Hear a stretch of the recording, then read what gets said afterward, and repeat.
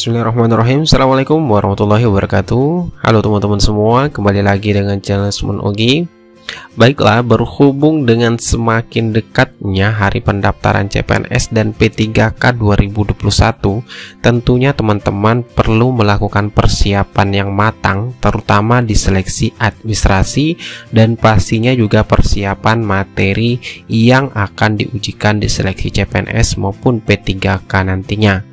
Nah, yang perlu teman-teman ketahui, sering terjadi kegagalan dalam seleksi CSN itu bukan karena hanya tidak lulus di passing grade, namun juga teman-teman harus ketahui juga sering terjadi kegagalan menjadi abdi negara itu kalau kita tidak berhasil menaklukkan seleksi administrasi dan mengikuti tata tertib seleksi CSN pastinya. Oleh karena itu, di video kali ini kami akan sedikit berbagi. Tentunya hal ini berdasarkan pengalaman-pengalaman yang sudah terjadi pada seleksi CSN sebelumnya. Apa saja sih penyebab kegagalan yang biasa terjadi pada tahap seleksi administrasi dan saat kita tidak mengikuti tata tertib seleksi CSN tentunya. Oleh karena itu, seperti biasa teman-teman, sebelum kita ke pembahasan selengkapnya, bagi teman-teman yang baru pertama kali menemukan channel ini, jangan lupa untuk tekan tombol subscribe-nya dan aktifkan lonceng notifikasinya. Oke, terima kasih. Kita langsung saja ke pembahasan. Baiklah teman-teman, penyebab kegagalan yang biasa terjadi pada tahap seleksi administrasi, mungkin ini penyebabnya. Yang pertama yaitu apabila pelamar nantinya itu memilih formasi yang tidak sesuai latar belakang pendidikan. Jadi ketika nanti teman-teman ingin melamar formasi, pastikan latar belakang pendidikan teman-teman itu sudah sesuai dengan formasi yang dilamar.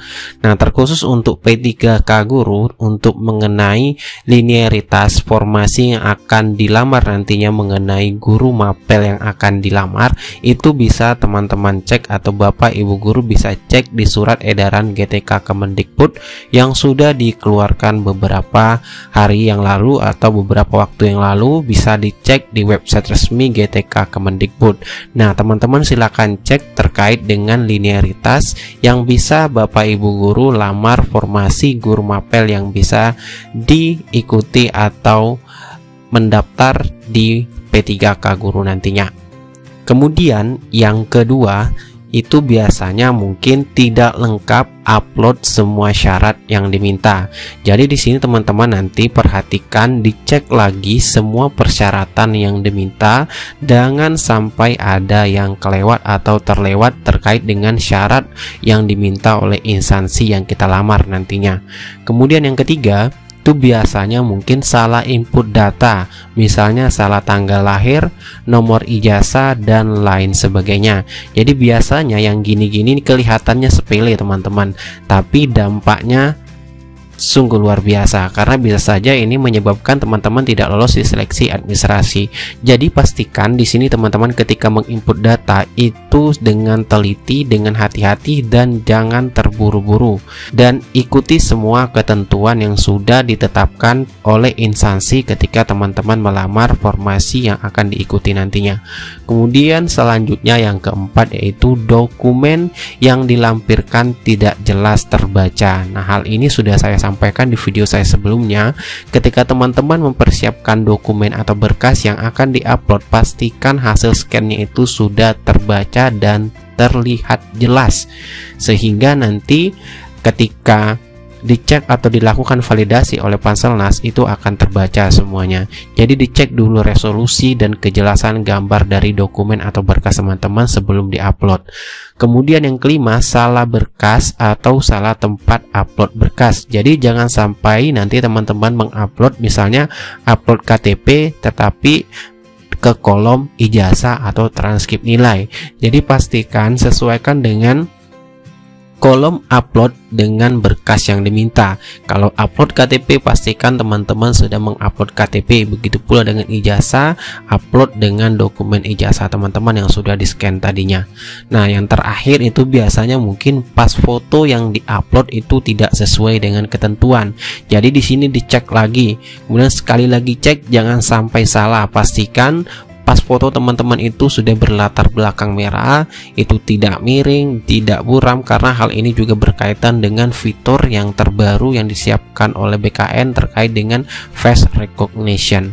Jadi mungkin inilah beberapa penyebab kegagalan yang sering terjadi pada tahap seleksi administrasi. Kemudian terkait dengan tata tertib seleksi CASN 2021 yang harus teman-teman ketahui, di sini BKN sudah menginformasikan hal tersebut pada Twitter resmi BKN tentunya, dan bisa kita lihat di sini postingannya. Ini terkait juga dengan seleksi Dikdin 2021 yang sudah diselenggarakan beberapa waktu yang lalu, di mana di sini BKN memposting itu terkait dengan tata tertib pelaksanaan seleksi CASN. Di sini kita bisa baca postingannya. Sobat BKN, sampai hari ini Mimin masih menerima informasi dari pengawas ujian Dikdin 2021 tentang masih ada beberapa peserta seleksi yang tidak diperkenankan mengikuti ujian karena tidak menerapkan tata tertib pelaksanaan seleksi CASN. Nah, kalau kita lihat di sini tata tertib pelaksanaan seleksi CASN untuk 2021 ini harus teman-teman ketahui sebelum mengikuti seleksi nantinya. Yang pertama kita bisa baca di sini, yaitu peserta hadir paling lambat 60 menit sebelum seleksi dimulai. Jadi nanti ketika sebelum seleksi pastikan teman-teman sudah hadir di lokasi itu 60 menit sebelum seleksi dimulai nantinya. Kemudian yang kedua, pemberian PIN registrasi kepada peserta itu ditutup 5 menit sebelum jadwal seleksi dimulai. Jadi pastikan teman-teman sudah melakukan registrasi PIN ini 5 menit sebelum jadwal seleksi dimulai. Nah, yang ketiga di sini kita lihat itu peserta seleksi CASN wajib membawa KTP asli. Nah, jangan sampai KTP teman-teman itu tinggal di rumah atau sampai tercecer di jalan nantinya. Yang tentunya KTP yang kita bawa itu yaitu KTP yang masih berlaku, atau surat keterangan pengganti KTP yang masih berlaku, atau kartu keluarga asli atau salinannya yang dilegalisir basah oleh pejabat yang berwenang. Kemudian selanjutnya peserta juga wajib membawa kartu peserta seleksi. Jadi nanti ini jangan sampai teman-teman tinggalkan kartu peserta seleksi. Jadi apabila nanti tertinggal itu kemungkinan teman-teman tidak bisa ikut seleksi CASN di tahun 2021. Nah, kemudian selanjutnya kita bisa lihat di sini itu peserta harus sesuai dengan foto yang ada di kartu peserta. Jadi kan foto yang teman-teman gunakan itu sudah sesuai dengan kartu peserta teman-teman. Kemudian peserta menggunakan pakaian rapi, sopan, dan bersepatu. Kaos, celana jeans, dan sandal itu tidak diperkenankan, dan biasanya kita menggunakan kemeja putih dan celana hitam. Pastikan juga teman-teman menggunakan sepatu yang formal pastinya untuk mengikuti seleksi CPNS maupun P3K nantinya. Kemudian juga BKN memposting hal tersebut. Di sini kita bisa baca, agar kalian lancar dan nyaman saat mengikuti ujian, silakan kembali baca tata tertib yang Mimin tuangkan dalam grafis. Nah, di sini kita bisa lihat yang pertama itu peserta dilarang berbicara dengan sesama peserta selama seleksi berlangsung. Jadi ini ketika seleksi CASN berlangsung teman-teman. Kemudian yang kedua, menerima atau memberikan sesuatu dari kepada peserta lain tanpa seizin panitia selama seleksi berlangsung. Kemudian yang ketiga, keluar ruangan seleksi kecuali memperoleh izin dari panitia. Dan yang keempat, di sini kita bisa lihat membawa makanan dan minuman dalam ruang seleksi. Jadi kan pasti kan teman-teman sudah sarapan atau makan terlebih dahulu sebelum seleksi CASN nantinya. Kemudian merokok dalam ruangan seleksi ini tidak boleh teman-teman. Dan kemudian kita lihat lagi di sini itu peserta nanti di dalam ruangan seleksi dilarang membawa yang pertama itu buku atau catatan lainnya. Kemudian membawa kalkulator, gawai, kamera dalam bentuk apapun, jam tangan, dan alat tulis. Kemudian itu senjata api atau tajam atau sejenisnya. Kemudian menggunakan komputer selain untuk aplikasi CET, dan untuk P3K guru itu menggunakan nanti sistem UNBK Kemendikbud. Nah, kemudian kita lihat lagi masih postingan di Twitter resmi BKN terkait dengan tata tertib ini. Di sini kita bisa baca, yuk taati ketentuan yang ada, jadikan keikutsertaan kalian dalam seleksi CSN ini jadi salah satu kenangan terbaik dalam sejarah kehidupan kalian. Nah, di sini kita lihat lagi terkait dengan sanksi untuk tata tertib pelaksanaan seleksi CSN. Di sini bisa kita lihat peserta yang terlambat itu hadir dari jadwal seleksi nanti tidak diperkenankan masuk untuk mengikuti seleksi atau dianggap gugur. Jadi nanti pastikan teman-teman hadir di lokasi itu 60 menit sebelum seleksi CSN. Kemudian peserta yang tidak membawa dokumen nantinya tidak diperkenankan mengikuti seleksi atau dianggap gugur juga. Kemudian peserta yang melanggar ketentuan larangan tidak diperkenankan mengikuti seleksi atau dianggap gugur.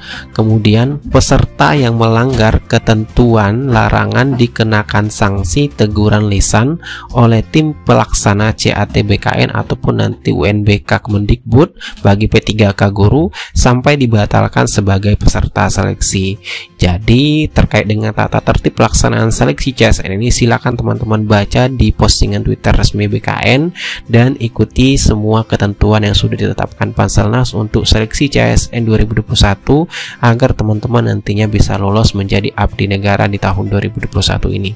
Itulah informasi terkait dengan beberapa kegagalan di tahap seleksi administrasi dan juga tata tertib yang harus teman-teman ketahui untuk seleksi CSN di 2021 ini. Semoga informasi ini bermanfaat dan jangan lupa di-share jika teman-teman merasa informasi manfaat bagi orang banyak, dan terima kasih. Wassalamualaikum warahmatullahi wabarakatuh.